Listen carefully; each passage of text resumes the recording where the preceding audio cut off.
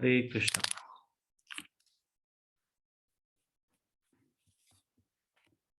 हम लोग श्रीमद् भागवतम के 9वें स्कंद के 3रे अध्याय का रिवीजन करने जा रहे हैं।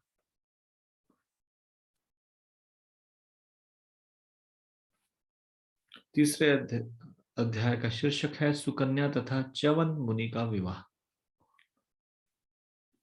तो इससे पहले कि हम ये रिवीजन शुरू करें, कृपया आप सब लोग मेरे साथ ये प्रार्थना बोलिए। ओम नमो भगवते वासुदेवाय। ओम नमो भगवते वासुदेवाय। ओम नमो भगवते वासुदेवाय। नारायणं नमस्कृत्य नरं चैव नरोत्तमं देवीं सरस्वतीं व्यासं ततो जयम् उदीरयेत्। नष्टप्रायेषु अभद्रेषु नित्यं भागवत सेवया भगवती उत्तम श्लोके भक्तिर्भवति नैष्ठिकी। कृष्णाय वासुदेवाय देवकी नंदनाय च नंदगोप कुमाराय गोविंदाय नमो नमः। मूकं करोति वाचालं पंगुं लंघयते गिरिं यत्कृपातमहं वन्दे परमानन्दमाधवम्। श्री चैतन्य ईश्वरम् श्री गुरु दीनतारिणम्। धन्यवाद।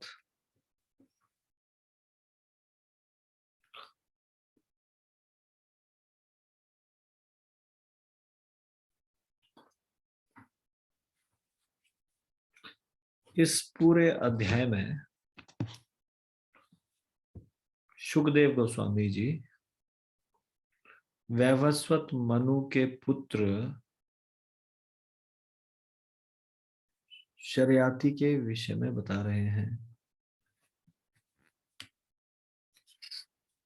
शर्याति नामक राजा शर्याति के बारे में बता रहे हैं। तो उनके अलग अलग पुत्रों के बारे में हमने पिछले अध्याय में पढ़ा। तो इस पूरे अध्याय में राजा शर्याति के बारे में बताया जा रहा है। पहले 10 श्लोकों में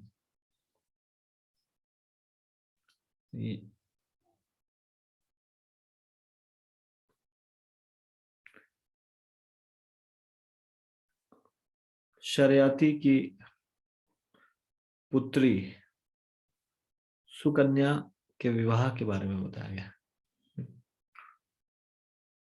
तो पहले 2 श्लोकों में शर्याति के बारे में बताया गया। श्री सुखदेव गोस्वामी ने आगे कहा, हे राजन, मनु का दूसरा पुत्र राजा शर्याति वैदिक ज्ञान में पारंगत था। उसने अंगीरा वंशियों द्वारा संपन्न होने वाले यज्ञ के दूसरे दिन के उत्सवों के विषय में आदेश दिए।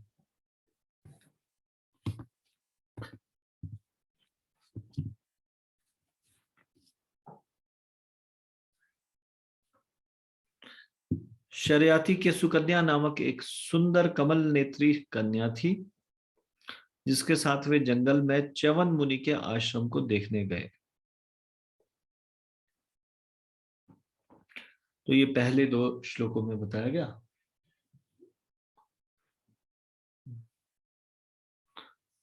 तीसरे श्लोक से 7वें श्लोक तक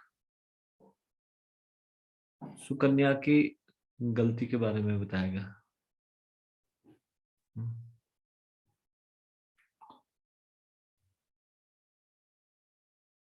सुकन्या से एक बहुत बड़ी गलती हो गई। क्या गलती हो गई? जब वह सुकन्या जंगल में अपनी सहेलियों से घिरी हुई वृक्षों से विविध प्रकार के फल एकत्र कर रही थी, तो उसने बाम्बी के छेद में दो जुगनू जैसी चमकती वस्तुएं देखी। तो बाम्बी सब लोग जानते हैं, बाम्बी क्या होता है? एंट हिल बोलते हैं ना, एंट हिल। जो चींटियां हैं वो कई बार एक मिट्टी का एक छोटा सा एक टीला जैसा बना देती और उसमें घर बना के रहती है चींटियां। तो चींटियों के द्वारा बनाया जाता है वो मिट्टी का, उसको बाम्बी बोलते हैं।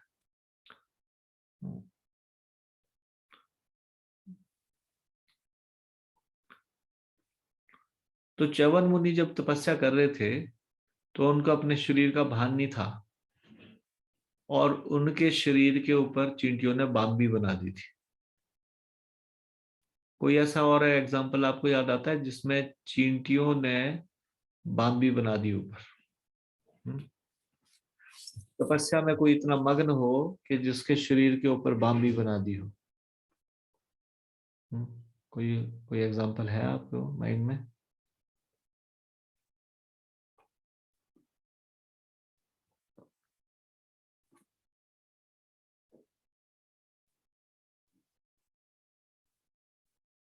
इतने कम लोगों के हाथ खड़े हैं, बाकियों को नहीं पता। मीना शर्मा माता जी बोले। हरे कृष्णा प्रभु जी, दंडवत प्रणाम। दंडवत प्रणाम। प्रभु जी, हिरण्य कश्यपु जब तपस्या कर रहे थे तो उनका भी मतलब चिंटियों ने उनके शरीर पे बना ठीक, दिया था। ठीक है, धन्यवाद। हरे कृष्ण प्रभु जी, दंडवत प्रणाम। इनके उत्तर के अलावा किसी को कुछ और भी आता है, कुछ मालूम है तो फिर बोल सकते हरे कृष्णा प्रभु जी, दंडवत प्रणाम। हैं। प्रभु जी, वाल्मीकि जी को भी चींटियों ने बामी बना दिया था उसमें शरीर में तपस्या के समय। वाल्मीकि जी।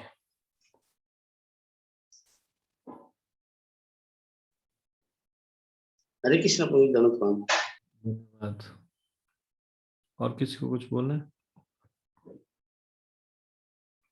ठीक है। तो च्यवन ऋषि जी तपस्या कर रहे थे और चींटियों ने उनके शरीर के ऊपर एक इस प्रकार से मिट्टी का एक टीला सा बना दिया था। तो बाम्बी के अंदर कौन थे? च्यवन ऋषि। ये चीज सुकन्या को पता नहीं चली। तो जब वो वृक्षों से विविध प्रकार के फल एकत्र कर रही थी, उसने बाम्बी के छेद में दो जुगनू जैसी चमकती वस्तुएं देखी। मतलब उनके शरीर से तेज निकल रहा था और उसमें प्रकाश समय दिखाई दे रहा था। तो यहाँ पे बताया गया है चौथे श्लोक में, सामान्यता कोई इस प्रकार से नहीं करेगा, लेकिन विधाता के द्वारा प्रेरित होकर उस तरुणी ने उन दोनों जुगनुओं को एक कांटे के से छेद दिया।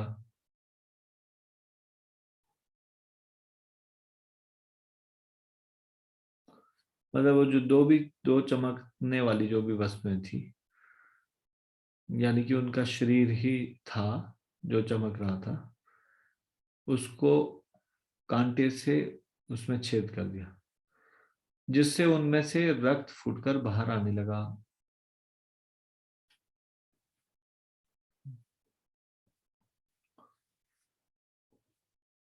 उसके बाद ही शरियाती के सारे सैनिकों के तुरंत ही मलमूत्र में अवरोध होने लगा। यह देखकर शरियाती बड़े अचंभे में आकर अपने संगियों से बोला, सबका मलमूत्र बंद हो गया, देखिए उस अपराध के कारण। और जब शरियाती ने देखा तो फिर उसने कहा कि ये तो बहुत विचित्र बात है, लगता है हम में से किसी ने भृगुपुत्र च्यवन मुनि का कुछ अहित करने का प्रयास किया है।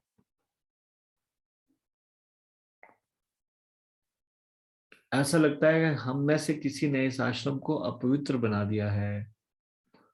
कृतम आश्रम दूषणम, आश्रम को दूषित कर दिया गया है किसी के द्वारा। तो फिर वॉलंटरीली अपने आप से आगे आई उनकी बेटी। अत्यंत भयभीत सुकन्या ने अपने पिता से कहा, मैंने कुछ गलती की है क्योंकि मैंने अज्ञानतावश इन 2 चमकीली वस्तुओं को कांटे से छेद दिया है।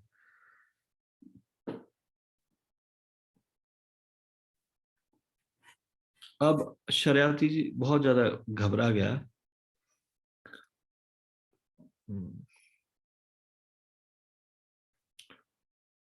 कि कहीं पे ये च्यवन मुनि कुपित ना हो जाए, वो बहुत क्रोधी है च्यवन मुनि, कभी भी क्रोधित हो सकते हैं।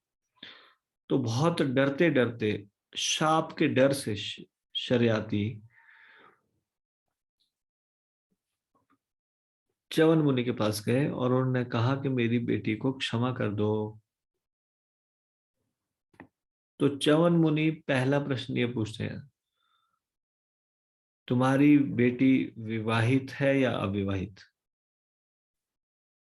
शरियाती समझ गए उनके प्रश्न पूछने थे च्यवन मुनि की इच्छा। और 9वें और 10वें श्लोक में ये बताया गया कि च्यवन मुनि के अभिप्राय को समझकर, प्रयोजन को समझकर शरियाती ने मुनि को अपनी कन्यादान में दे दी। इस प्रकार बड़ी मुश्किल से संकट से मुक्त होकर उसने च्यवन मुनि से अनुमति ली और वह घर लौट आया। मतलब प्रॉपर कोई बैंड बाजे के साथ शादी होगी ऐसा नहीं। हाँ, वो वहां पे उसी समय कन्या को दान कर दिया, वहीं पे कन्यादान की और फिर सब लोग वापस आ गए।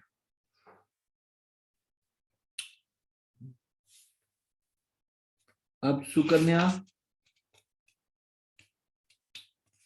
ने उन्हें पति के रूप में प्राप्त किया था। वो जानती थी कि च्यवन मुनि अत्यंत क्रोधी है। उसने सावधानी से उनके मन अनुकूल व्यवहार किया। उसने बिना घबराए उनकी सेवा की। तो ये 9वें और 10वें श्लोक में बताया गया। तो इसमें बताया गया है कि पहले इस प्रकार से ट्रेनिंग होता था सबका, पुरुषों का पुरुष के अनुसार कार्य करने का, और स्त्रियों का स्त्री के अनुसार, मतलब घर की देखभाल करना, गृह कार्य में दक्ष होना। तो वो भी गृह कार्यों में दक्ष है और वो अच्छे से उनका देखभाल कर रही है।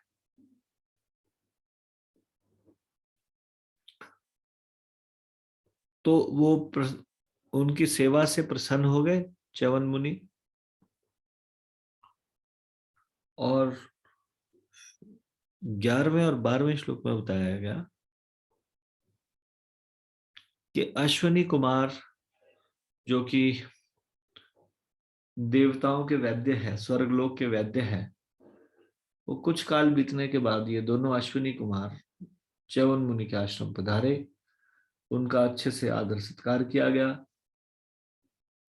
च्यवन मुनि ने उनसे प्रार्थना की कि कृपया उनको नवयुवक बना दिया जाए, क्योंकि वो जानते थे अश्विनी कुमार स्वर्ग के वैद्य है, वो कुछ भी कर सकते हैं, वो उनको नवयुवक बना सकते हैं। च्यवन मुनि ने कहा,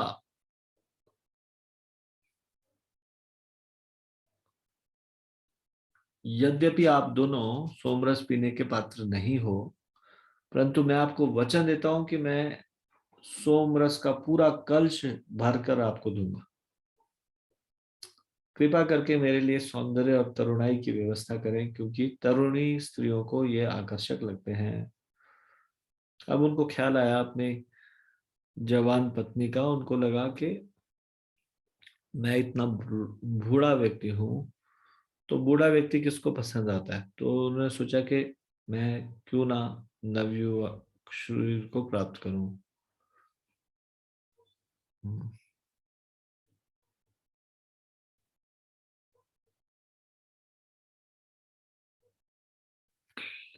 तो ये दोनों आयुर्वेद में एक्सपर्ट है, धन्वंतरी की तरह। अश्वनी कुमारों में एबिलिटी है, वो किसी भी बूढ़े व्यक्ति को जवान बना सकते हैं। मॉडर्न मेडिकल साइंस के द्वारा ये इसकी खोज नहीं की गई है अभी तक, परंतु वैदिक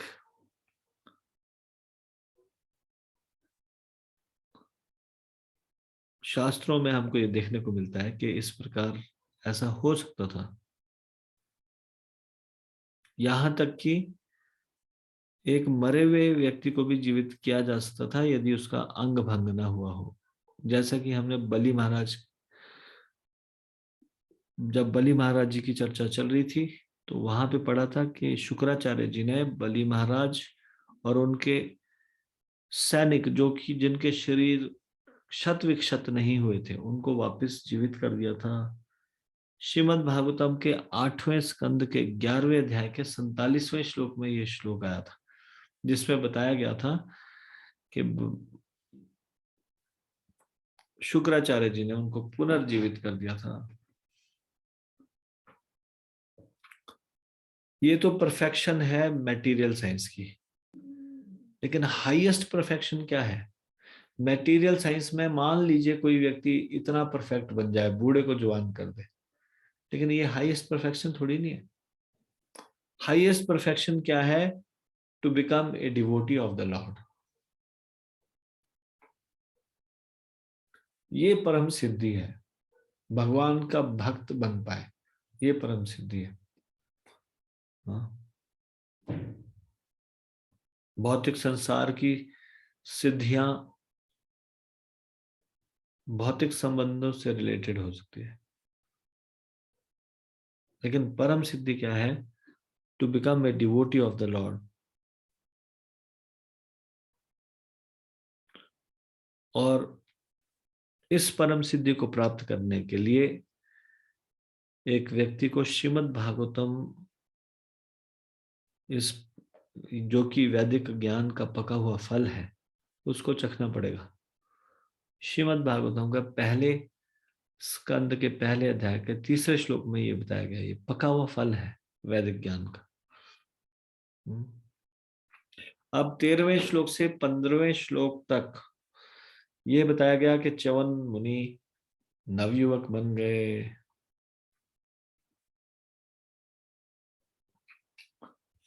उन महान वैद्य अश्विनी कुमारों ने च्यवन मुनि के प्रस्ताव को सहर्ष स्वीकार कर लिया। उन्होंने इस ब्राह्मण से कहा, आप इस सिद्धिदायक झील में डुबकी लगाइए। जो इस झील में नहाता है उसकी मनोकामना पूरी होती है। ये विशेष प्रकार से बनाई गई झील थी जहां वो उनको लेके गए। ये अश्विनी कुमार च्यवन मुनि को एक झील के पास लेके गए जो कि सिद्ध विनिर्मित विशेष प्रकार से बनाई गई थी। सभी प्रकार की सिद्धियां प्राप्त करने के लिए विशेष रूप से बनाई गई थी।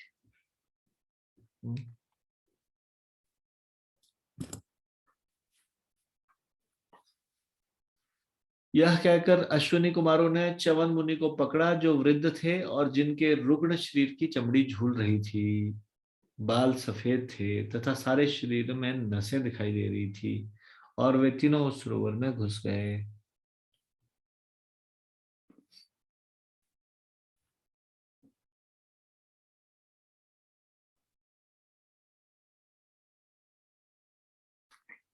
तात्पर्य, च्यवन मुनि इतने वृद्ध थे कि वे अकेले झील में नहीं घुस सकते थे, अतः अश्विनी कुमारों ने उनका शरीर पकड़ा और वे तीनों सरोवर में घुस गए। तो यहाँ पे 14वें श्लोक में बताया गया कि कैसी हालत थी उनकी। ही वाज सो ओल्ड, चमड़ी भी झूल रही थी शरीर की, नसें दिखाई दे रही थी, सफेद बाल थे। फिर 15वें श्लोक में बताया गया, तत्पश्चात झील से 3 अत्यंत सुंदर स्वरूप वाले व्यक्ति ऊपर उठे। अब देखिए, नॉर्मली झील से कोई व्यक्ति ऊपर आएगा झील में डुबकी लगाने के बाद, तो वो एकदम से गीले पानी के कपड़ों के साथ ऐसे चिपके होंगे उसके कपड़े, इस प्रकार की स्थिति होगी। यहां क्या बताया जा रहा है कि 3 सुंदर स्वरूप वाले व्यक्ति जिन्होंने सुंदर वस्त्र धारण किए थे, उनके सुंदर कुंडल थे, कमल की मालाओं से विभूषित, तीनों ही समान सुंदरता वाले दिखाई दे रहे थे। इस प्रकार नाटकों में, सीरियल्स वगैरह में तो ये बना देते हैं। जैसे एक अंग्रेजी फिल्म आई थी, उसमें टाइम मशीन बनाई थी।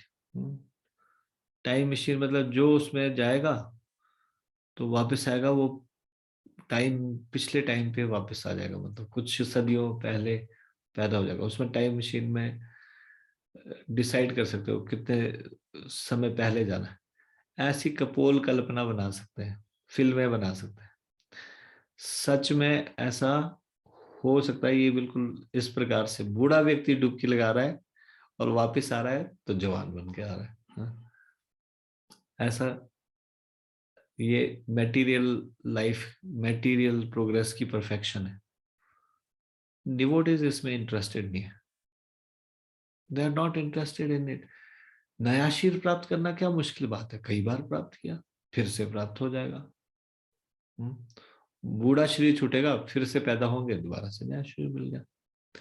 लेकिन उससे आवागमन थोड़ी नहीं बंद होगा, उससे कष्ट थोड़ी नहीं बंद होगा, इस संसार की समस्याएं क्या बंद हो जाएगी?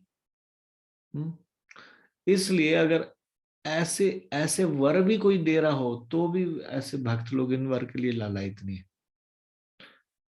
अगर मान लो ये वर भी मिल रहा हो भक्तों को, चाहे तो नवयुवक का शरीर प्राप्त कर लो, वो तो बोलते हैं कि केवल इतना ही वर दीजिए कि सदा मेरी मति आपके चरणों में लगी रहे। यही प्रार्थना करनी चाहिए हमको। हमारी क्या प्रार्थना होनी चाहिए? भौतिक समस्याओं को ठीक कर दो, मेरे जॉब का प्रॉब्लम है वो ठीक हो जाए, या फिर मेरा प्रॉपर्टी का डिस्प्यूट है वो ठीक हो जाए, या ऑफिस का प्रॉब्लम है वो ठीक हो जाए। ये सारी चीजों में इंटरेस्टेड नहीं है भक्त। भक्त लोग जानते हैं ये सारी की सारी चीजें बिना इच्छा किए आएगी और कर्मों का रिएक्शन के रूप में आएगी। सुख बिना मांगे आएगा, दुख बिना मांगे आएगा। जैसे सर्दी और गर्मी बिना मांगे आती है। सर्दी से कोई परेशान है और चाहता है ये सर्दी समाप्त हो, वो चाहे ना भी चाहे तब भी वो सर्दी समाप्त होनी होनी है, नहीं? ठंड से छुटकारा पाने के लिए उसको भगवान के आगे हाथ जोड़ के ये मांग के अपनी प्रार्थना वेस्ट करने की जरूरत नहीं। हे भगवान, सर्दी बहुत हो गई है, सर्दी समाप्त हो जाए। ऐसे प्रार्थना करते हुए सारी सर्दियां प्रार्थना करे तो सर्दियां बीत जाएगी, वो सर्दी चले जाएगी, फिर गर्मियों का मौसम आ जाएगा। लेकिन ये मूर्खता है ऐसी प्रार्थना करना। इस संसार में दुख हटाने के लिए प्रार्थना करना ये भी मूर्खता है।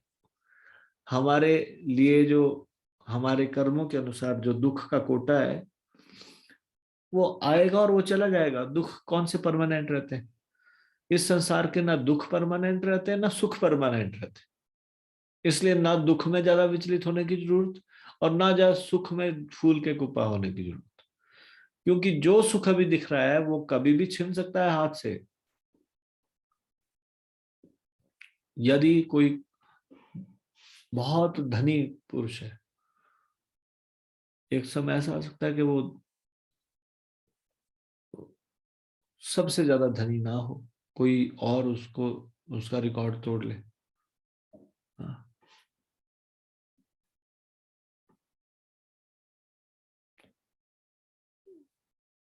तो एक भक्त की क्या प्रार्थना होती है? He is not in a rat race. भौतिक संसार की सुख सुविधाएं, भौतिक संसार की वस्तुओं में परफेक्शन नहीं मांगता हो। ये सारी की संसार की चीजों में परफेक्शन क्या क्या फायदा? वो परफेक्शन मांगता है इस चीज में कि हम इस चीज में दक्ष हो जाएं कि सदा आपके चरणों में मन लगा के रहें, चाहे दुख आए चाहे सुख आए, हर परिस्थिति में हमारा मन आपके चरणों से विचलित ना हो। हमारी डिपेंडेंसी क्या हो? भगवान के ऊपर, कृष्ण के ऊपर। हमारी निर्भरता किसके ऊपर हो? कृष्ण के ऊपर। यही चीज सीखने की जरूरत है, यही प्रार्थना करने की जरूरत है। भगवान से प्रार्थना क्या करनी चाहिए ये समझना चाहिए। तो यहाँ पे हम देखते हैं वो सरोवर में घुस गए, फिर से जवान होके आ गए। What is the use? हाँ, मूर्खता है। इतना तपस्या करके क्या फायदा? एक व्यक्ति ने 20 साल तपस्या की और उसने ये सिद्धि प्राप्त की जल में चलने की, ठीक है, जल के ऊपर चलने की।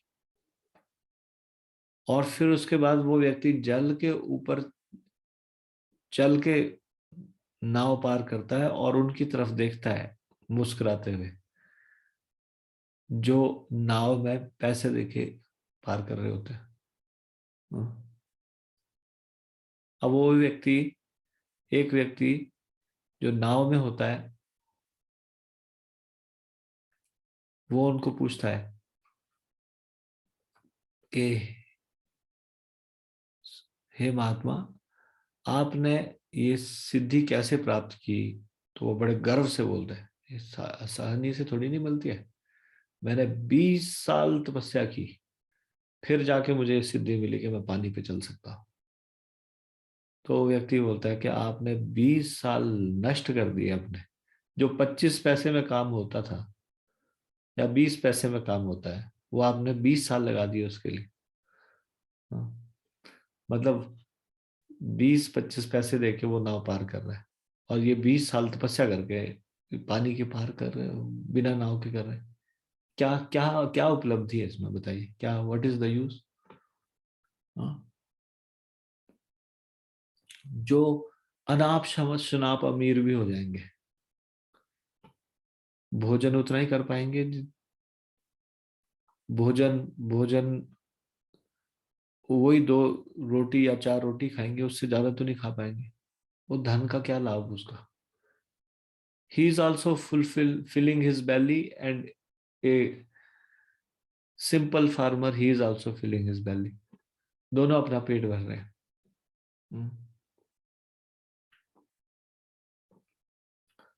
हमारे प्रयास कब समझा जाएगा कि प्रयास सही दिशा की ओर है?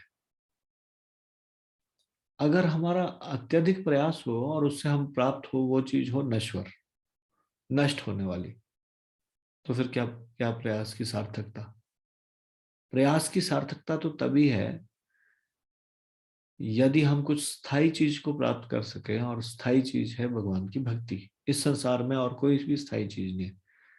बाकी सारे प्रयास जिसमें कि कृष्ण भक्ति नहीं है वो मूर्खता है। इस संसार के सारे प्रयास, चाहे पूरे सारे के सारे देश इकोनॉमिक डेवलपमेंट में लगे हो, चाहे किसी भी चीज में लगे हो, हमको लगता है ये बड़ी महत्वपूर्ण चीज है। शरीर चला गया, सारी की सारी चीजें धरी धराई रहेंगी। बताओ। हाँ। एक मौका मिला, मनुष्य का शरीर दिया भगवान ने, हमने उसको गंवा दिया धन एकत्र करने में, इकोनॉमिक डेवलपमेंट में। अब वो छिन गया मौका, अच्छे से भक्ति की नहीं, भक्ति के कार्य में नहीं लगे, तो निम्न शरीर में जाना पड़ेगा। तो फिर लाभ क्या हुआ? मनुष्य शरीर का लाभ क्या हुआ? मनुष्य शरीर प्राप्त हुआ, उसका व्हाट इज द यूज? उसका फायदा क्या हुआ? क्यों दिया भगवान ने ये शरीर? इसलिए कि हम इसको शुगर कुकर की तरह नष्ट करें? शुगर कुकर भी इंद्रिय तृप्ति तो कर लेते हैं। इंद्रिय तृप्ति पशु हमसे ज्यादा अच्छे से कर लेते हैं। इंद्रिय तृप्ति के लिए थोड़ी नहीं मिला ये शरीर। ये शरीर मिला है किसी हायर पर्पस के लिए, किसी विशेष कार्य के लिए मिला है, वो है भगवान की भक्ति। अब मान लीजिए च्यवन ऋषि ने इतनी तपस्या की कि उनके शरीर के ऊपर बांबी बन गई, एंट हिल हो गई।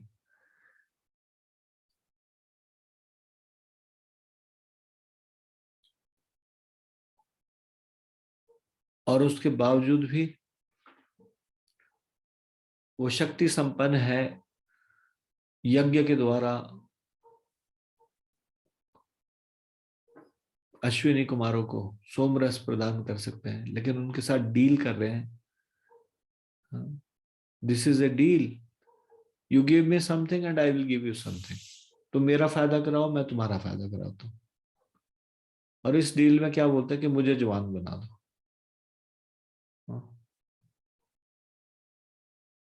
लेकिन उसका फायदा क्या है? ये तपस्या करके क्या फायदा?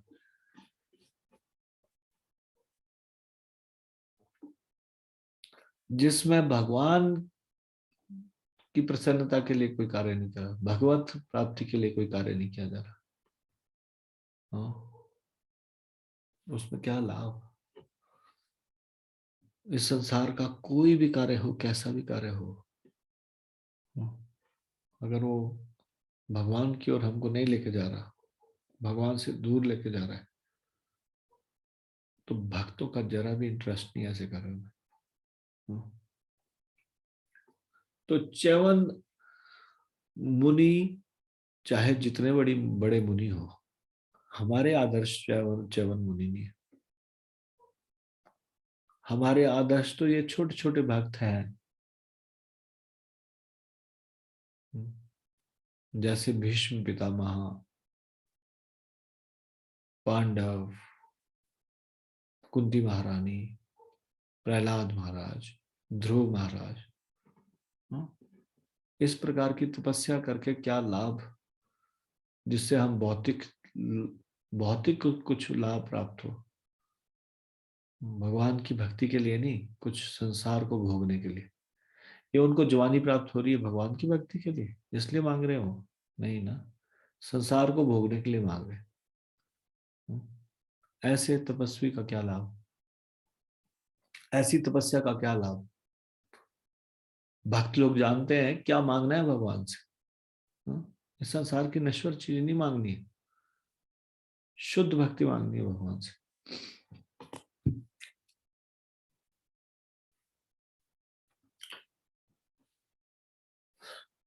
तो अब 3 लोग बाहर आए, तो ये सुकन्या थोड़ा संशय में पड़ गई। अब इन 3 में, तीनों एक जैसे लग रहे हैं, इनमें से उनका पति कौन सा?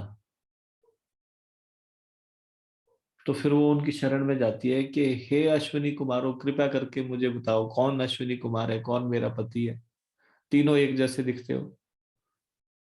अब उनके तो लेश मात्र भी वो पुराने बाल सारे के सारे उड़ गए, वो बढ़िया एकदम जवान शरीर आ गया, पुराना शरीर सारा चला गया, वही शरीर परिवर्तन हो गया।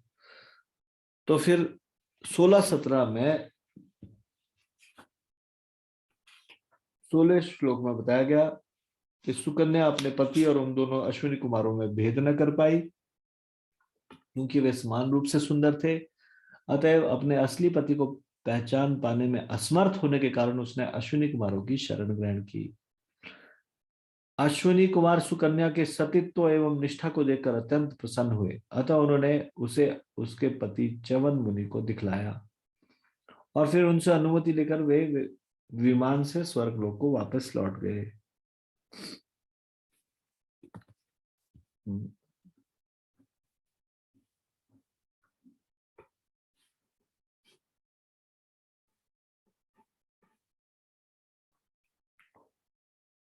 18वें श्लोक से लेकर और 23वें श्लोक तक शर्याती की प्रसन्नता और सुकन्या का सतीत्व ये बताया गया। अब 18 श्लोक में बताया जा रहा है, 18, 19, 20, 21 इन 4 श्लोकों में बताया जा रहा है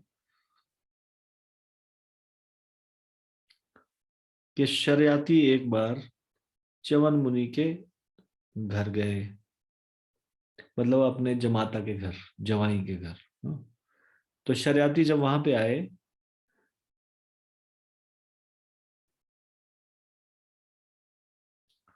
तो उन्होंने देखा कि उनकी पुत्री वहां पे एक तेजस्वी सुंदर तरुण पुरुष के साथ बैठी हुई है।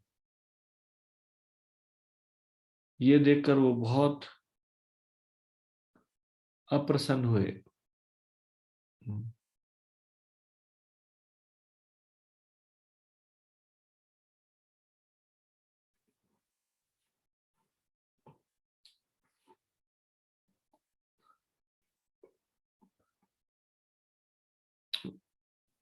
शर्याती की पुत्री सुकन्या ने उनके चरणों में प्रणाम किया, पिता के चरणों की वंदना की, लेकिन उन्होंने आशीर्वाद नहीं दिया, बल्कि वो कहने लगे कि हे दुष्ट लड़की, ये तूने क्या कर दिया? तेरा विवाह करवाया था किससे? च्यवन ऋषि से, और तूने इतने सम्मानीय पति को धोखा दिया। वो वृद्ध थे, रोगग्रस्त थे, अनाकर्षक थे, इसके कारण तुमने उनको छोड़कर तुमने इस पुरुष को अपना पति बनाया, जो गली कूचों का भिखारी जैसा प्रतीत होता है। ऐसा क्यों बोल रहे हो कि गली कूचों का भिखारी? मतलब जो दूसरी पत्नी को स्वीकार करे वो भिखारी, और क्या? मतलब दूसरे पति के होते हुए तो उन्होंने इस प्रकार से, भले ही वो देखने में सुंदर लग रहा है, तेजस्वी लग रहा है, तब भी उन्होंने उसकी भर्त्सना की। भर्त्सना की कि ये कौन व्यक्ति है जिसको पता है कि ये च्यवन मुनि की पत्नी है, फिर भी वो भिखारी बन के यहाँ, भिखारी की तरह ये व्यक्ति तुम्हारे साथ बैठा है, और तुम इतनी दुष्ट हो कि तुमने अपने पति को छोड़ के, वृद्ध जान के उनको उनको छोड़ दिया, और इसके साथ तुम बैठी हो।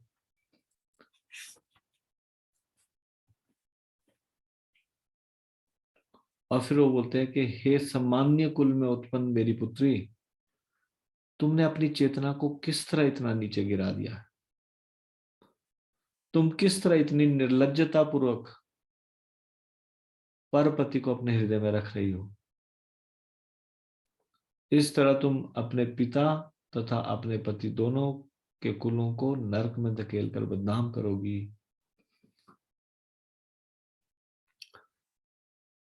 तो जब उन्होंने इस प्रकार से कहा, इस प्रकार से डांट लगाई शर्याती ने सुकन्या को,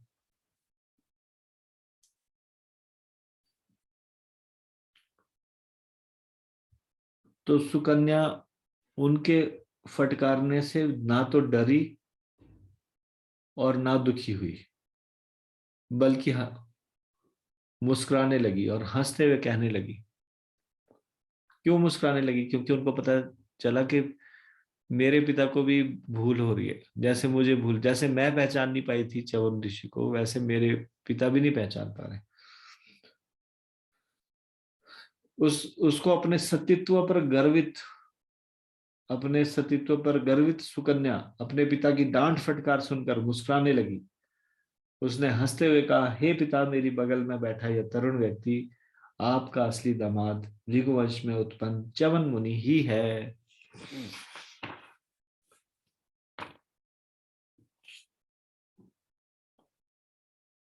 तब सुकन्या ने बतलाया कि किस तरह उसके पति को तरुण पुरुष का सुंदर शरीर प्राप्त हुआ। जब राजा ने इसे सुना तो वह अत्यधिक चकित हुआ और अत्यधिक हर्षित होकर उसने अपनी प्रिय पुत्री को गले से लगा दिया। अब उनको समझ में आ गया कि मैं इसको फालतू में डांट रहा था, ये तो सच में चेस्ट वाइफ है।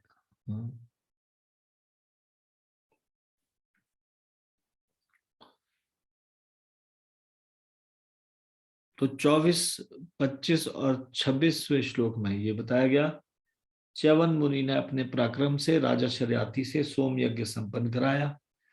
च्यवन मुनि ने उनको कहा कि इसके बदले में मैंने उनको प्रॉमिस किया है कि मैं उनको सोम रस दूंगा, तो इसके लिए कुछ आयोजन करना होगा, तो आप सहायता कीजिए। अब शर्याती ने सारा आयोजन किया, शर्याती से करवाया उन्होंने। मुनि ने अश्विनी कुमारों को सोमरस का पूरा पात्र प्रदान किया।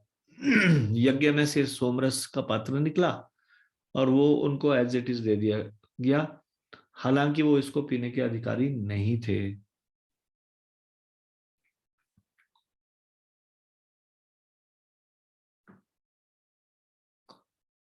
अब जब ये बात पता चलती है इंद्र को कि हमारे जो स्वर्गलोक का वैद्य है उनको सोमरस का अधिकार नहीं है, लेकिन ये च्यवन उनको सोमरस पिला रहा है मेरी अनुमति के बगैर, तो उन्होंने ज्यादा सोच विचार नहीं किया। ये भूल गए कि ये च्यवन मुनि तपस्वी है, उसके पास शक्ति हो सकती है। हाँ, उन्होंने अपना वज्र धारण कर लिया च्यवन मुनि को मारने के लिए। अभी उन्होंने अपना वज्र उठाया ही था, इससे पहले कि वो च्यवन मुनि के ऊपर उसको फेंके और उनको मारे, च्यवन मुनि ने वहीं से ही दूर से ही उनकी बाह को ही संज्ञा शून्य कर दिया। वो अपनी बाजू ही नहीं उठा पा रहे, जिस जिस बाजू से वज्र पकड़ रखा था।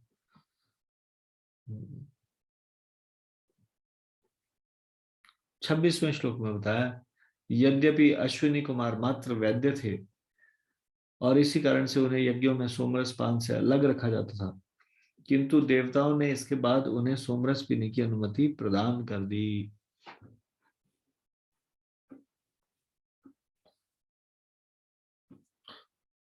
अब 27वें श्लोक से लेकर 36वें श्लोक तक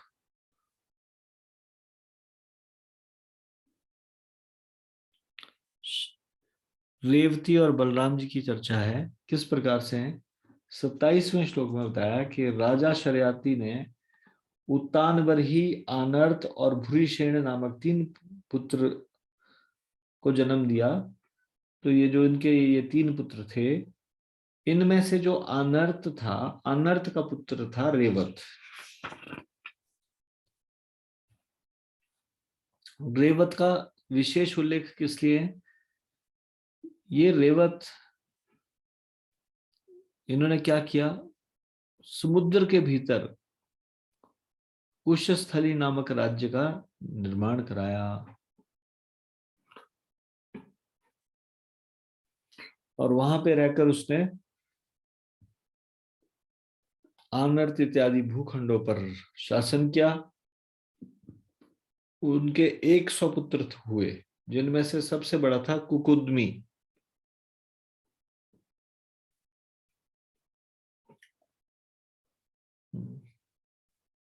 तो जो राजा कुकुदमी नहीं, ककुदमी, हाँ ककुदमी, ठीक है, ककुदमी, ककुदमी राजा के पुत्री थी रेवती। लेकिन रेवती बहुत सद्गुणों वाली पुत्री थी, तो वो सोचते थे कि इसके लिए योग्य वर कौन सा ढूंढा जाए। तो सोचा ब्रह्मा जी से पूछते हैं कौन है इनके लिए, ब्रह्मा जी से पूछा जाए। और ये ककुदमी इतने पावरफुल है कि वो ब्रह्मलोक में जा सकते हैं। वो ब्रह्मलोक में चले गए अपनी पुत्री रेवती को लेकर।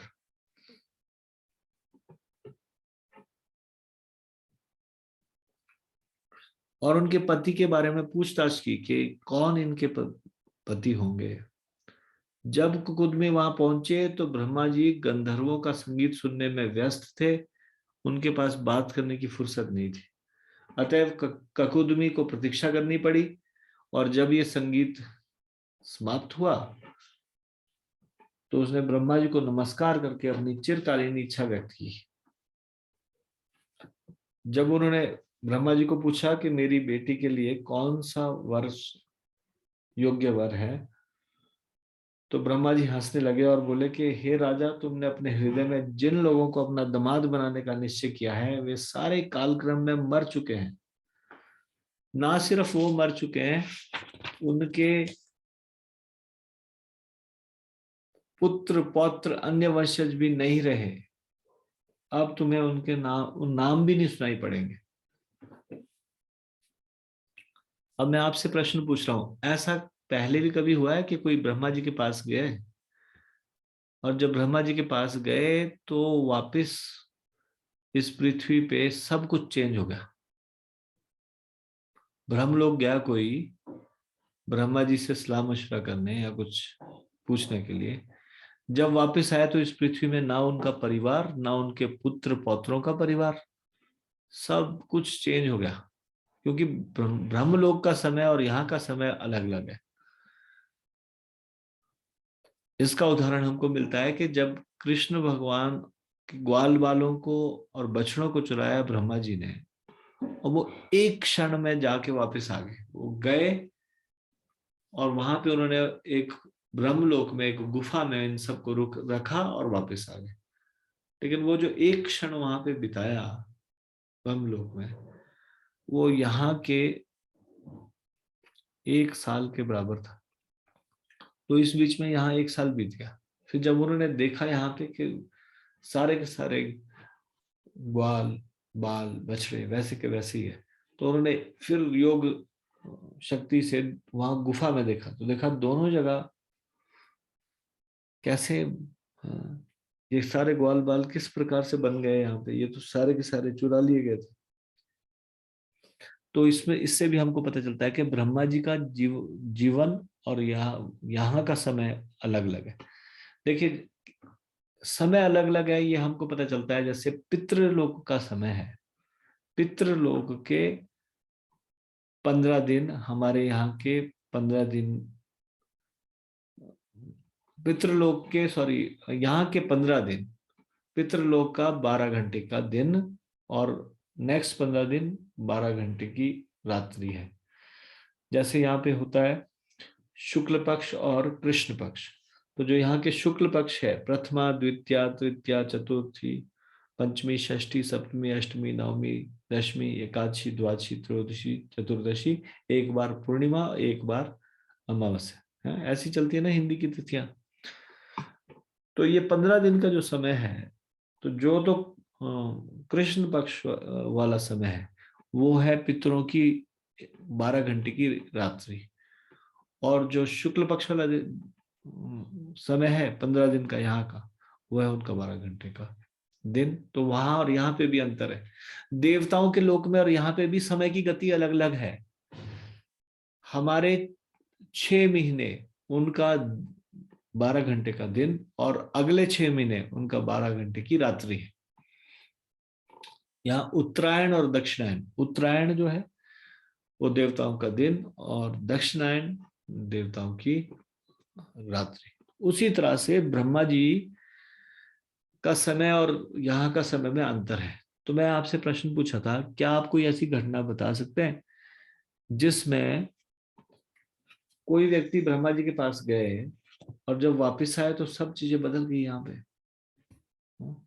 मैंने बता रखा है, ये कभी सुनाया है कभी ना कभी। रंजीत केशव प्रभु या फिर गोकुल गीता महाराज, बोलिए। हरे कृष्णा प्रभु जी, धर्म प्रणाम। हरे कृष्णा धन्यवाद जी। प्रभु जी इंद्रद्युम्न महाराज का आ सकता है प्रभु जी एग्जाम्पल? हाँ क्या हुआ था, घटना बतानी पड़ेगी। यदि प्रभु जी वो जगन्नाथ जी को पृथ्वी पे आने के लिए प्रभु जी हो गए थे वहां पे, प्रभु जी पूरा तो याद नहीं है प्रभु जी, लेकिन यही था प्रभु जी घटना से। ठीक है, भगवान को तो थोड़ा किसको याद है क्या स्टोरी थी? ये बोल रहे हैं जगन्नाथ जी को लाने गए थे, वहां से लाने गए थे ऐसा? हरे कृष्णा प्रभु जी, धन्यवाद। हाँ हरे कृष्णा धन्यवाद जी, बताइए। प्रभु जी जगन्नाथ जी को लाने नहीं गए थे, जगन्नाथ जी के जब ड्यूटीज तैयार हो गए थे तो वो ब्रह्मा जी को इनवाइट करने गए थे कि उनकी प्रॉपर उनका इंस्टॉलेशन हो सके, तो इनवाइट करने गए थे। पुरोहित बनने के लिए वो चाहते थे उनका इस जो प्रतिष्ठा हो, प्रतिष्ठा की जाए ब्रह्मा जी के द्वारा। हरे कृष्णा प्रभु जी, धन्यवाद। तो जब ब्रह्मा जी के वहां पे गए तो फिर ब्रह्मा जी ने बताया कि सारे इतने सारे युग बीत गए हैं, अभी ये नाम का राजा वहां पे राज्य कर रहा है। अभी मतलब ये इतनी देर, जितनी देर में वो ब्रह्मलोक में रहे उतनी देर यहाँ सारी चीजें चेंज हो गई। हाँ तो ये सही एग्जाम्पल है, धन्यवाद। तो यहाँ का समय और ब्रह्मलोक का समय अलग अलग है।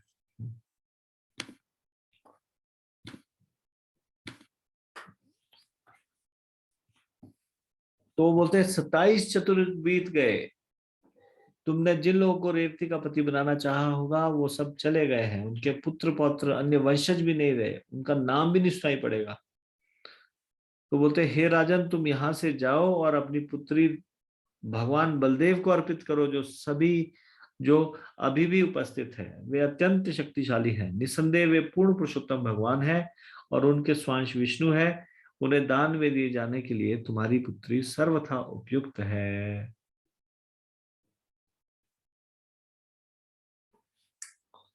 34वां श्लोक।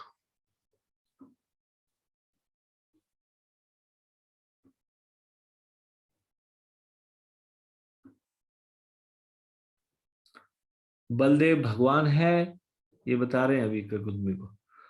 जो कोई उनके विषय में श्रवण और उनका कीर्तन करता है वह पवित्र हो जाता है। चूंकि वे समस्त जीवों के सततः हितैषी है, अतः वे अपने सारे साज समान सहित सारे जगत को शुद्ध करने तथा इसका बाहर कम करने के लिए अवतरित हुए हैं। तो 35 और 36 श्लोक में, ये आखिरी श्लोक है, इसमें रेवती का विवाह बलदेव जी से हुआ ये बताया गया है। ब्रह्मा जी से आदेश पाकर कुकुदमी ने उन्हें नमस्कार किया और अपने निवास स्थान को लौट गया। तब उसने देखा कि उसका आवास रिक्त है, उसके भाई तथा अन्य कुटुंबी उसे छोड़कर चले गए हैं और यक्षों जैसे उच्चतर जीवों के भय से वे समस्त दिशाओं में रह रहे हैं। तत्पश्चात राजा ने अपनी अति सुंदरी पुत्री परम शक्तिशाली बलदेव को दान में दे दी और संसारिक जीवन से विरक्त होकर वह नर नारायण को प्रसन्न करने के लिए बद्रिकाश्रम चला गया।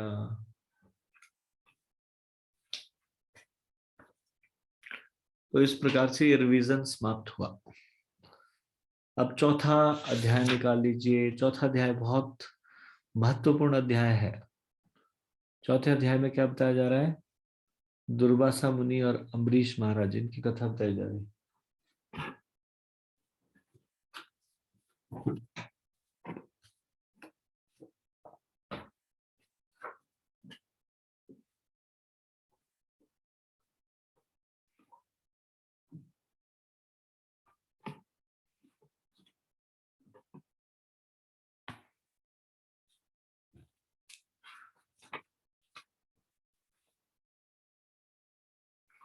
तो पहले इस अध्याय की थोड़ा रूपरेखा जान लेते हैं।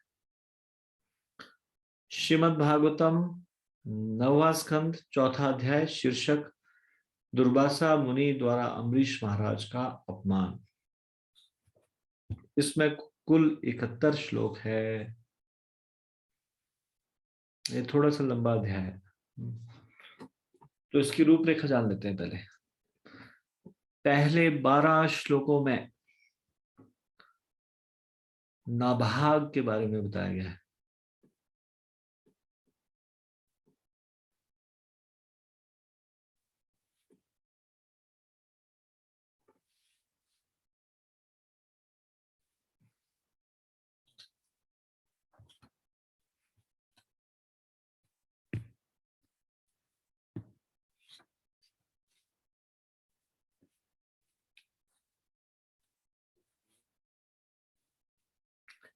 अब इसमें ये बताया गया है कि नाभाग के नभग का पुत्र है नाभाग। अब नाभाग बहुत समय तक गुरु की सेवा में ही लगे रहे, वो वापिस ही नहीं आए शिक्षा पूरी करके।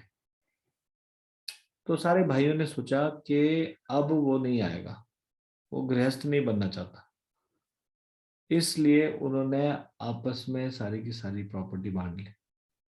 उनका कुछ हिस्सा रखा ही नहीं नाभाग। ये बताया गया।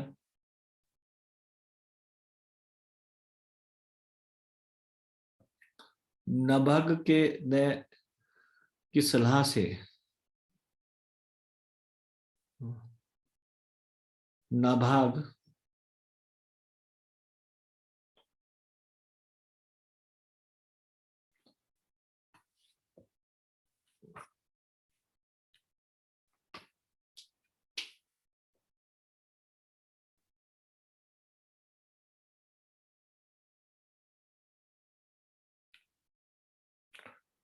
तो नभग के सलाह पे नाभाग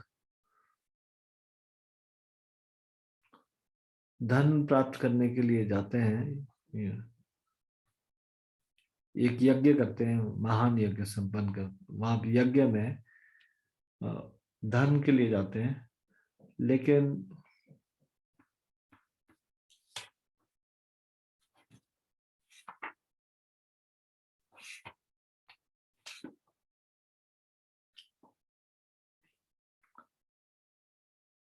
वहां पे शिव भगवान एक सारी की सारी संपत्ति को ले लेते हैं। वो बोलते हैं ये यज्ञशाला की सारी संपदा मेरी है।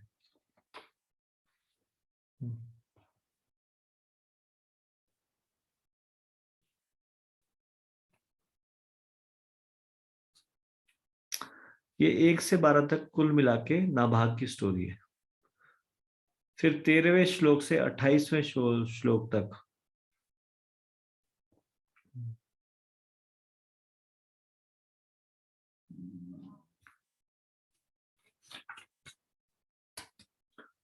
नाभाग से अम्बरीश महाराज जी ने जन्म लिया, ये बताया गया।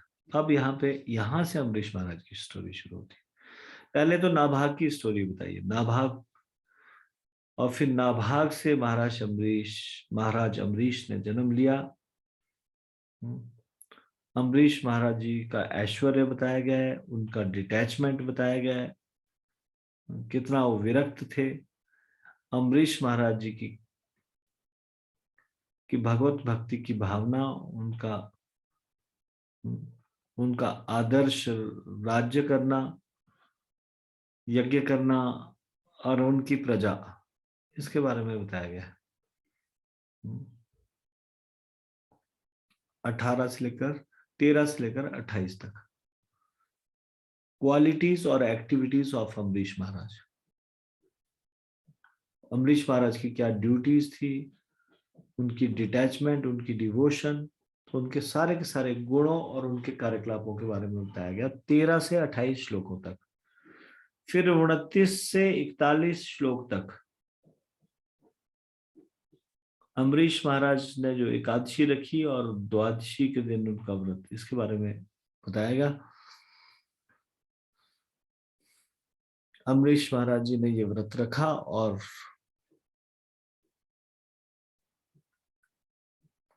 कृष्ण की पूजा की मुहूर्त पे। अम्बरीश महाराज जी के वहां पे दुर्वासा ऋषि आए, दुर्वासा ऋषि का स्वागत किया। अम्बरीश महाराज जी ने दुर्वासा ऋषि के स्नान से वापस लौटने से पहले ही जल पान कर लिया। ये सारा वर्णन है 29वें श्लोक से 41वें श्लोक तक। फिर 42वें श्लोक से 48वें श्लोक तक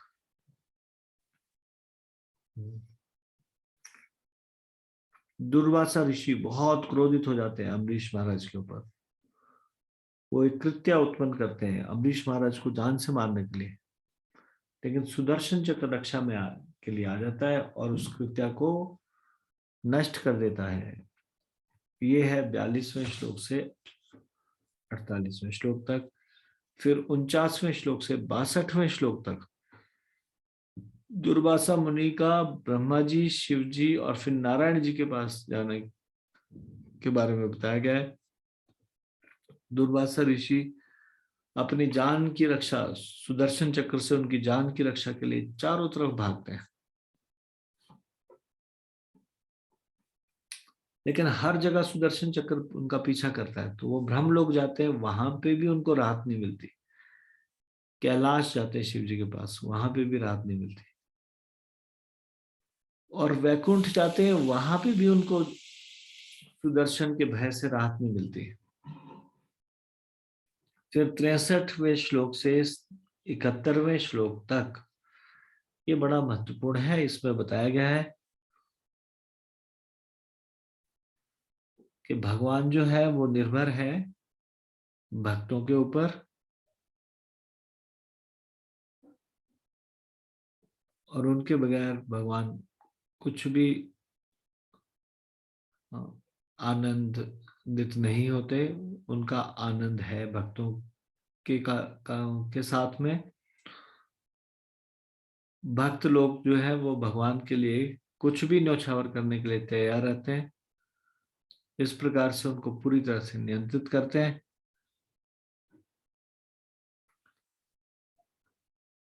और उनके हृदय में भगवान से कुछ भी नहीं चाहते, सिर्फ सेवा करना चाहते हैं। और इस तरह से भगवान के हृदय में रहते हैं ये भक्त लोग, यानी कि भगवान को बड़े प्रिय होते हैं।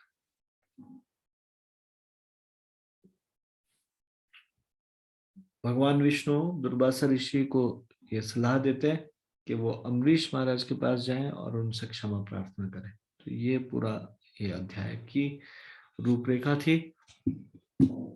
इस अध्याय का सारांश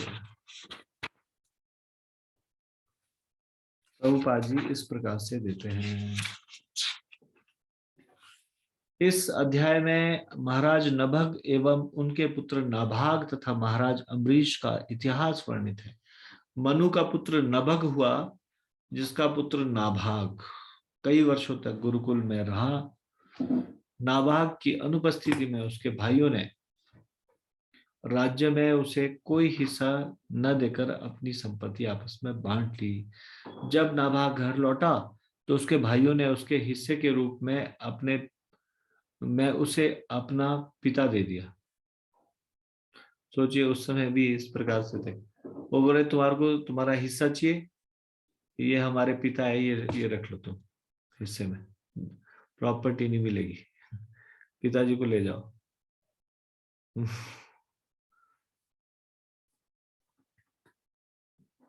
अपने पिता को दे दिया हिस्से के रूप में।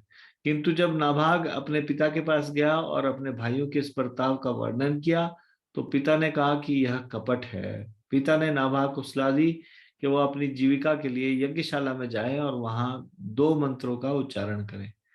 नाभाग ने पिता की आज्ञा का पालन किया। इस प्रकार अंगिरा तथा अन्य मुनियों ने उस यज्ञ में संग्रहित सारा धन उसे दे दिया।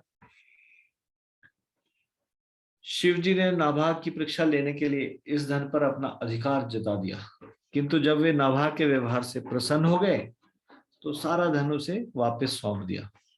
नाभाग से अम्बरीश उत्पन्न हुए, जो अत्यंत शक्ति संपन्न एवं सुविख्यात भक्त थे। महाराज अम्बरीश संपूर्ण जगत के सम्राट थे, लेकिन वे अपने ऐश्वर्य को नश्वर मानते थे।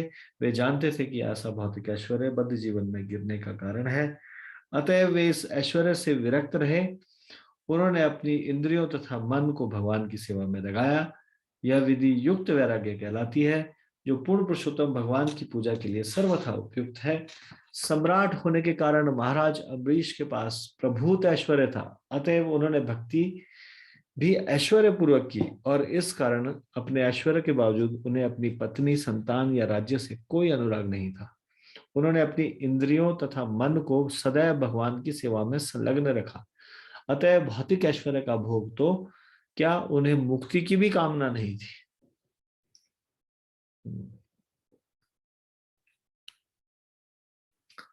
एक बार महाराज अम्बरीश एकादशी के व्रत का पालन करके वृंदावन में पूर्ण पुरुषोत्तम भगवान की पूजा कर रहे थे। एकादशी के अगले दिन द्वादशी को जब वे अपना व्रत तोड़ने वाले थे तो महान योगी दुर्वासा उनके घर पधारे और उनके अतिथि बने। राजा अम्बरीश ने दुर्वासा मुनि का आदर सत्कार किया और दुर्वासा मुनि ने भोजन का आमंत्रण स्वीकार करके दोपहर के समय यमुना नदी में स्नान करने चले गए। चूंकि वे वहां समाधि में तल्लीन थे, वे जल्दी न लौट पाए। महाराज अम्बरीश ने जब देखा कि व्रत तोड़ने का समय निकलता जा रहा है तो उन्होंने विद्वान ब्राह्मणों की सलाह अनुसार व्रत तोड़ने की औपचारिकता के रूप में थोड़ा जल ग्रहण किया। दुर्वासा मुनि योग शक्ति से जान गए कि ऐसा हुआ है और वे अत्यंत क्रोधित हुए। लौटकर वे महाराज अम्बरीश को फटकारने लगे, और जब इतने से भी संतुष्ट नहीं हुए तो उन्होंने अपनी जटा के एक बाल से कालाग्नि जैसा असुर उत्पन्न किया। लेकिन पूर्ण पुरुषोत्तम भगवान सदैव अपने भक्त की रक्षा करते हैं, और महाराज अम्बरीश की रक्षा करने के लिए उन्होंने अपना सुदर्शन चक्र भेजा।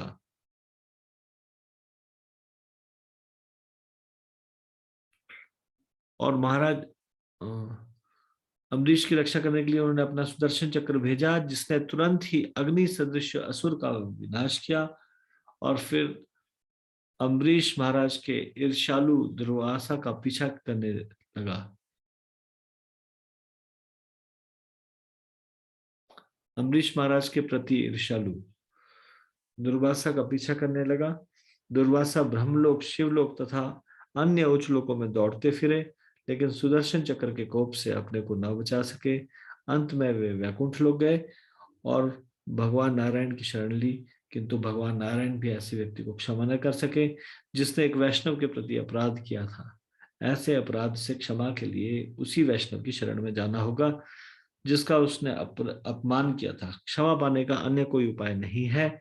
इस तरह भगवान नारायण ने दुर्वासा को सलाह दी कि वे महाराज अम्बरीश के पास जाएं और उनसे क्षमा याचना करें।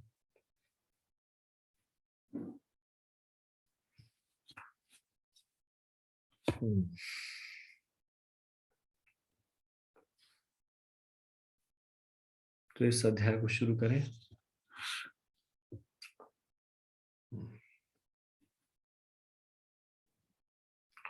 श्री शुक उवाच नाभागो नभगापत्यं यम ततं भ्रातरः कविम् यविष्ठं व्यभजनदायं ब्रह्मचारेण आगतम। सुखदेव गोस्वामी ने कहा, नभग का पुत्र नाभाग बहुत काल तक अपने गुरु के पास रहा। अतएव उसके भाइयों ने सोचा कि अब वह गृहस्थ नहीं बनना चाहता और वापस नहीं आएगा। फलस्वरूप उन्होंने अपने पिता की संपत्ति में उसका हिस्सा न रखकर उसे आपस में बांट लिया। जब नाभाग अपने गुरु के स्थान से वापस आया तो उन्होंने उसके हिस्से के रूप में उसे अपने पिता को दे दिया।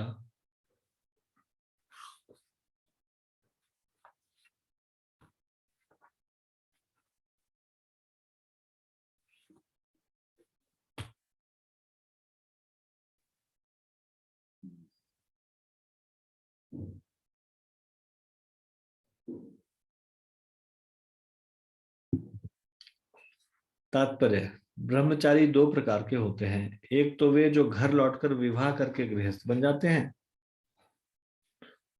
और दूसरे वे जो आजीवन ब्रह्मचारी बने रहने का व्रत लेते हैं और बृहद व्रत कहलाते हैं। बृहद व्रत ब्रह्मचारी गुरु के स्थान से वापस नहीं आता, अपितु वहीं रहता है और बाद में वहीं संन्यास ग्रहण कर लेता है। क्योंकि नाभाग अपने गुरु के स्थान से वापस नहीं आया, अतः उसके भाइयों ने सोचा कि उसने बृहद व्रत ब्रह्मचर्य ग्रहण कर लिया है, इसलिए उन्होंने उसका हिस्सा सुरक्षित नहीं रखा और जब वह लौटा तो उसके हिस्से के रूप में उसे अपने पिता को दे दिया।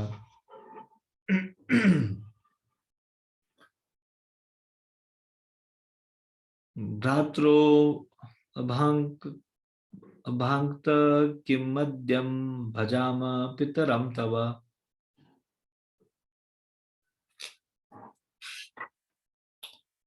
त्वां मम आर्यः तथा त्वां मम आर्यस्तथा भांक्ष क्षुर्मा पुत्रक तदादृशा वृथा। नाभाग ने पूछा, मेरे भाइयों, आप लोगों ने पिता की संपत्ति में से मेरे हिस्से में मुझे क्या दिया है? उसके भाई बोले, हमने तुम्हारे हिस्से में पिताजी को रख छोड़ा है। तब नाभाग अपने पिता के पास गया और बोला, हे पिताजी, मेरे भाइयों ने मेरे हिस्से में आपको दिया है। इस पर पिता ने उत्तर दिया, मेरे बेटे, तुम इनके ठगने वाले शब्दों पर भरोसा मत करना। मैं तुम्हारी संपत्ति नहीं हूं।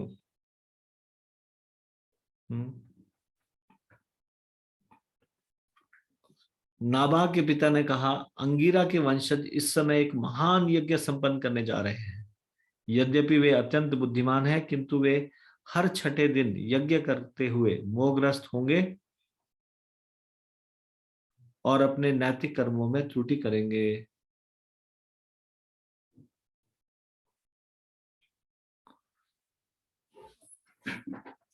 जिनके पास नया एडिशन है उसमें ये लिखा है, हर छठे दिन लिखा है क्या? पुराने वाले में कुछ गलत है क्या? बताइए। जी प्रभु जी, हर छठे दिन लिखा हुआ है। हर नहीं ना है, हर शब्द नहीं है। प्रत्येक छठे दिन है प्रभु जी। इसमें हर लिखा हुआ है प्रभु। मैं पुराना एडिशन पूछ रहा हूँ मैं। हाँ, सॉरी, न्यू एडिशन में प्रत्येक लिखा है, प्रत्येक छठे दिन। यस प्रभु जी, न्याय में प्रत्येक लिखा हुआ है, प्रत्येक छठे दिन। ठीक है, म्यूट कीजिए।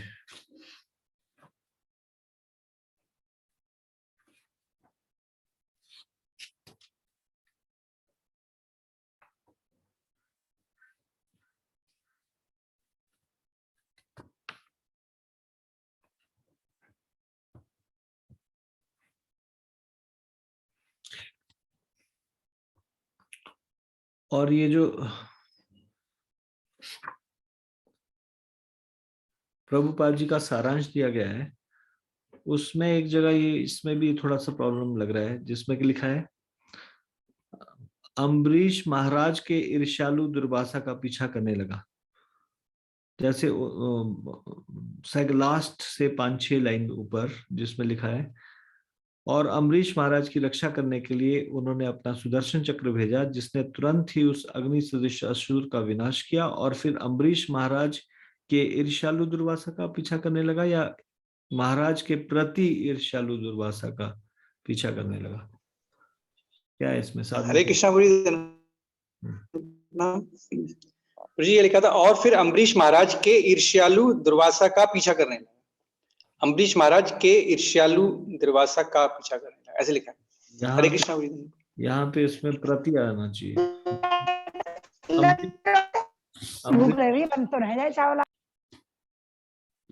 यहाँ पे आना चाहिए अम्बरीश महाराज के प्रति।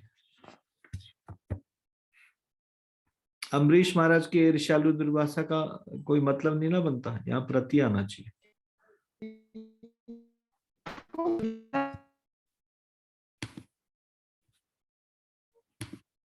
ठीक है, मैं सबको म्यूट कर रहा हूँ यहाँ पे। इसमें पुराने एडिशन में बहुत सारी मिस्टेक्स हैं।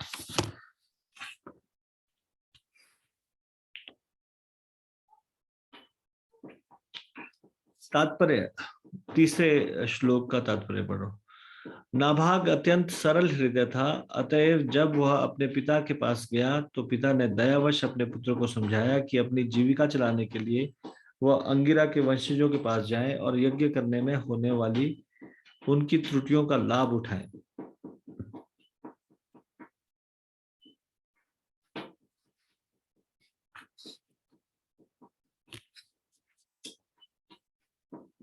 तांस्त्वं शंसय सुक्ते द्वै वैश्वदेवे महात्मनः ते स्वर्यन्तो धनं सत्र परिशेषित महात्मनः दास्यन्ति तथा तान तथा स कृतवान्यथा तस्मै दत्त्वा ययुः स्वर्गं ते सत्र परिशेषणम्। नाभाग के पिता ने आगे कहा, उन महात्माओं के पास जाओ और उन्हें वैश्वदेव संबंधी 2 वैदिक मंत्र सुनाओ। जब वे महात्मा यज्ञ समाप्त करके स्वर्ग लोक को जा रहे होंगे तो वे यज्ञ में प्राप्त शेष दक्षिणा तुम्हें दे देंगे, अतएव तुम तुरंत जाओ।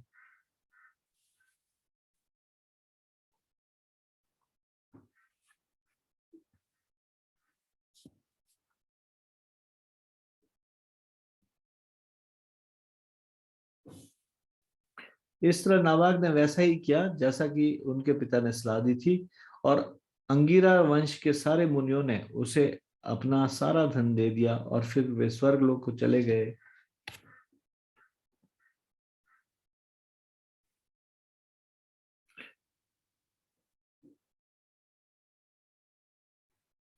तम किश्चित् स्वीकरिष्यन्त पुरुषः कृष्णदर्शनः उवाच उत्तरतः अभ्येत् मम इदं वास्तुकं वसु।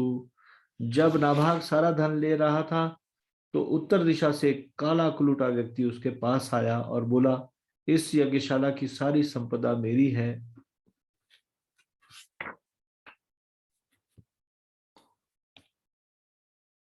ममेदम ऋषि दत्तमिति तहि स्मा मानवः स्यानो ते पितरि प्रश्नः पृष्टवान् पितरम यथा। तब नाभाग ने कहा, यह धन मेरा है, इसे ऋषियों ने मुझे प्रदान किया है। जब नाभाग ने यह कहा तो उस काले लुटे व्यक्ति ने उत्तर दिया, चलो तुम्हारे पिता के पास चले और उनसे इसका निपटारा करने के लिए कहें। तदनुसार नाभाग ने अपने पिता से पूछा, यज्ञ वास्तु गतम सर्वम उच्छिष्टम ऋषिय क्वचित चक्रु ही भागम रुद्राय सदैव सर्वम अर्हति। नाभाग के पिता ने कहा, ऋषियों ने दक्ष यज्ञशाला में जो भी आहुति दी थी वह शिवजी को उनके भाग के रूप में दी गई थी, अतएव इस यज्ञशाला की प्रत्येक वस्तु निश्चित रूप से शिवजी की है। नाभागस्तम प्रणम्याह तवेश किल वास्तुकम इत्याह में पिता ब्रह्मा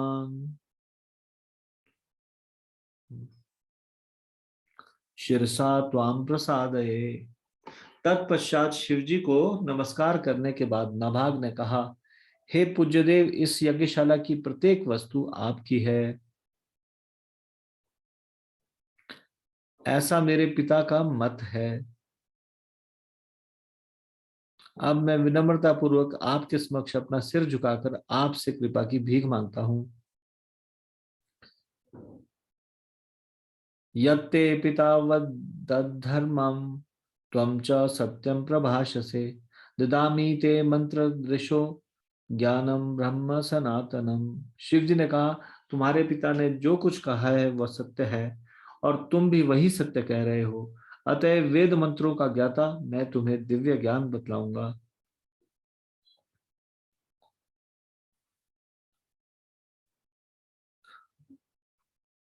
और 11वें श्लोक में वो बोलते हैं, गृहाण द्रविणम दत्तम मत्सत्र परिशेषितम इत्युक्त्वान्तर्हितो रुद्रो भगवान धर्मवत्सलः। शिव जी ने कहा, अब तुम यज्ञ का बचा सारा धन ले सकते हो, क्योंकि मैं इसे तुम्हें दे रहा हूं। यह कहकर धार्मिक सिद्धांतों में अटल रहने वाले शिव जी उस स्थान से अदृश्य हो गए।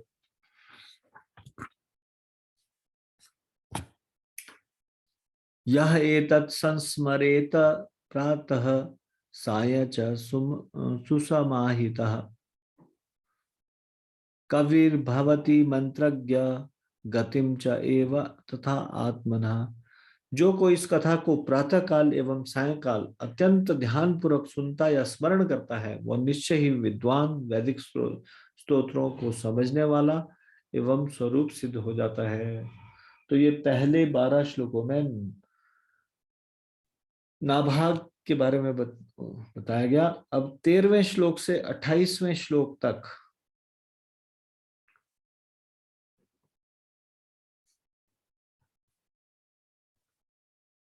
अम्बरीश महाराज की के गुण और उनके कार्यकलाप बताए गए। नाभागात अम्बरीशः अभूत महाभागवतः कृति न स्पृशत ब्रह्मशापः अपि यम्ना प्रतिहतः क्वचित। नाभाग से महाराज अम्बरीश ने जन्म लिया। महाराज अम्बरीश उच्च भक्त थे और अपने महान गुणों के लिए विख्यात थे। यद्यपि उन्हें एक अच्युत ब्राह्मण ने शाप दिया था, किंतु वह शाप उनका स्पर्श भी न कर पाया।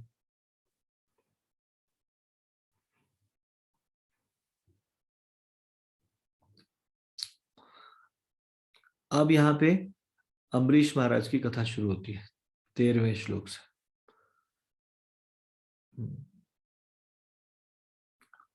नाभाग से अम्बरीश महाराज जी ने जन्म लिया और अम्बरीश महाराज बहुत बड़े भक्त थे।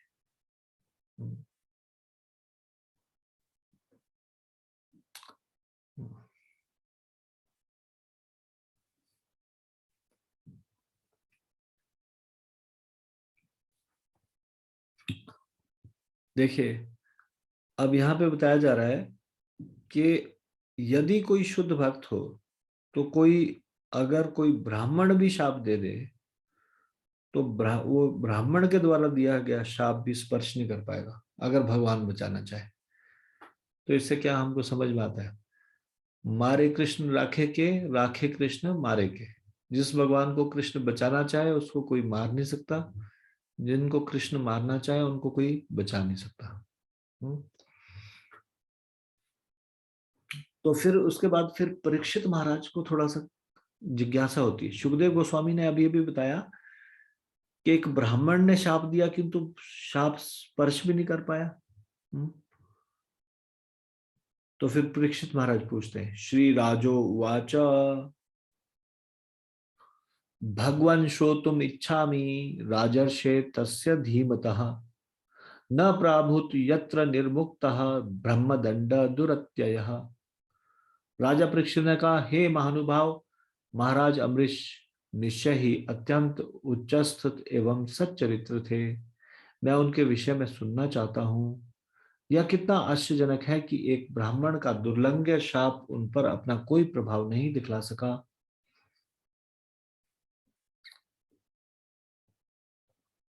श्री शुक उवाच। अब सुखदेव गोस्वामी कहते हैं, अम्बरीशो महाभाग सप्तद्वीपवतीं महिम् अव्ययां च श्रियं लब्ध्वा विभवं चातुलं भुवि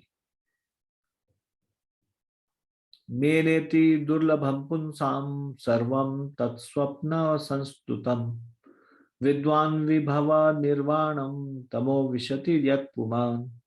सुखदेव गोस्वामी ने कहा, अत्यंत भाग्यवान महाराज अम्बरीश ने 7 द्वीपों वाले संपूर्ण विश्व पर शासन किया और पृथ्वी पर अक्षय असीम ऐश्वर्य तथा संपन्नता प्राप्त की।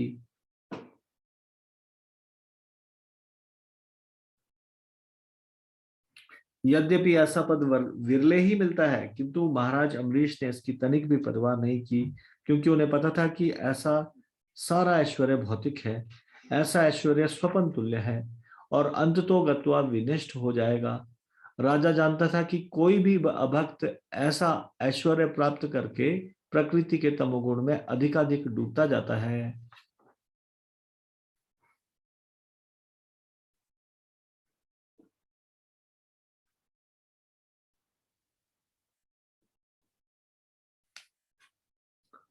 महाराज अम्बरीश के पास इतनी अतुल संपदा है, पूरी पृथ्वी पर राज्य कर रहे हैं, लेकिन फिर भी उनको उसकी कोई भी परवाह नहीं है।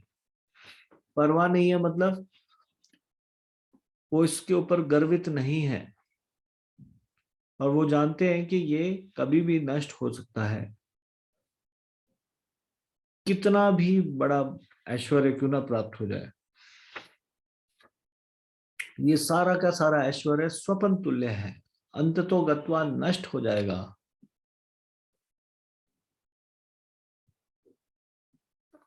और राजा जानते थे कि कोई भी अभक्त ऐसा ऐश्वर्य प्राप्त करके प्रकृति के तमोगुण में और ज्यादा डूब जाएगा। तात्पर्य, भक्त के लिए भौतिक ऐश्वर्य नगण्य है, किंतु अभक्त के लिए वही ऐश्वर्य अधिकाधिक बंधन का कारण होता है।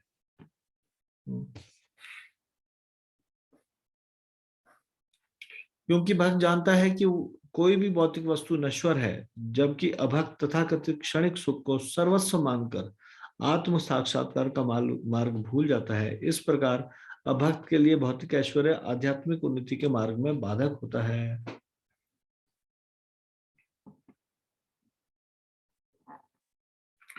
वासुदेवे भगवती तद्भक्तेषु च साधुषु प्राप्तो भावम परम विश्वम येनेदम लोष्ट्रवत् स्मृतम। महाराज अम्बरीश भगवान वासुदेव के तथा भगवत भक्त संत पुरुषों के महान भक्त थे। इस भक्ति के कारण वे सारे विश्व को एक पत्थर के टुकड़े के समान नगण्य मानते थे।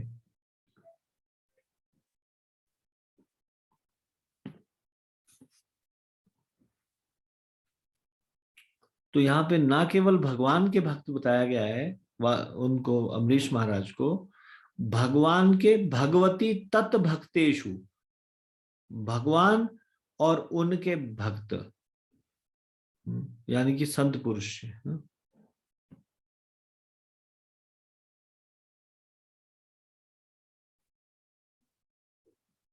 तो अम्बरीश महाराज वासुदेव के और भगवत भक्त संत पुरुषों के महान भक्त थे।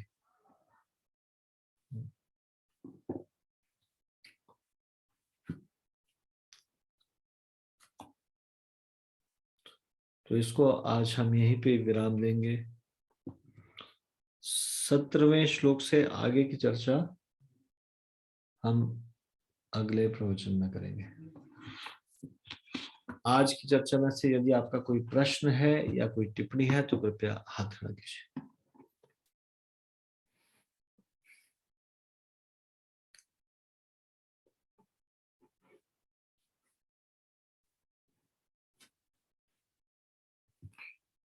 लाल सिंह प्रभु, यस प्रभु जी बताइए।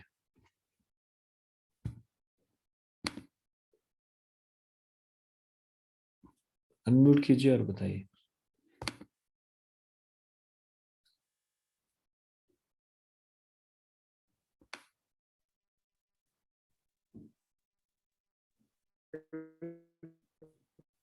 आपका सिग्नल बहुत वीक है, आवाज कटते हुए आ रही है।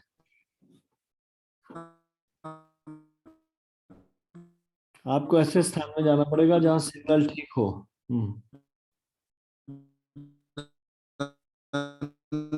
तो ये तो हम